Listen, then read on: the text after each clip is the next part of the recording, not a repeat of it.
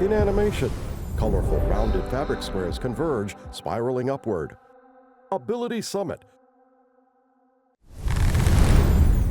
Hi, I'm Clarion Mendes, and I'm a speech-language pathologist and a clinical assistant professor in the Department of Speech and Hearing Science at the University of Illinois in Urbana-Champaign. Clarion has dark hair and is wearing a green shirt. The shirt. Speech Accessibility Project is an interdisciplinary initiative with one shared goal: to improve speech technology for people with a range of diverse speech patterns and disabilities. Led by the University of Illinois Urbana-Champaign with support from Amazon, Apple, Google, Meta, and Microsoft, the project brings together technologists, academic researchers, and community organizations to create the diverse speech data needed to make spoken interfaces more accessible for everyone. My name is Mark Hasegawa Johnson. I'm the William Everett Faculty Fellow and a professor of electrical and computer engineering and a full-time faculty member at the Beckman Institute for Advanced Science and Technology at the University of Illinois at Urbana-Champaign. Mark has brown hair and is wearing a white shirt. For the purpose of bringing together researchers from many different colleges and many different departments around the University of Illinois. The Beckman Institute is the ideal place for the Speech Accessibility Project because making speech technology that works better for people with disabilities requires expertise from people in linguistics and from people in speech and hearing science and from people in engineering and from people in information technology.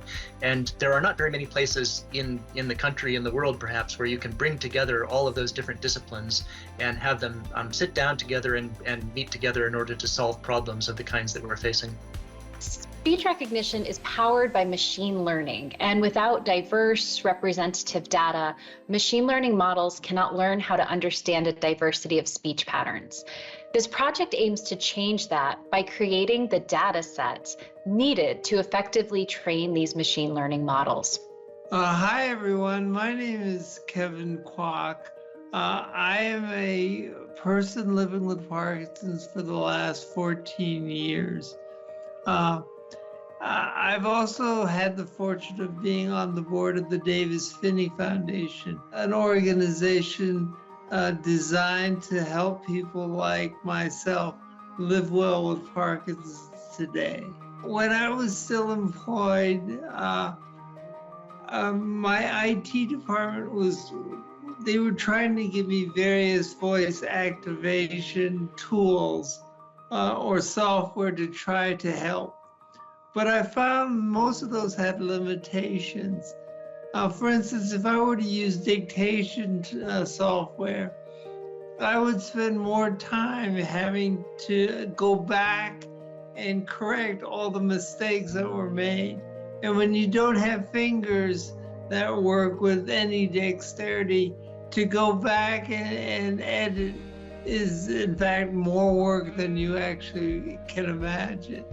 Kevin's wearing a dark gray sweater. While as I love the fact that tools and voice recognition are out there, I don't think they're there yet to really fully accurately pick up the nuances of someone's speech deficits like my own. Hi, I'm Polly Dawkins, Executive Director of the Davis-Finney Foundation for Parkinson's.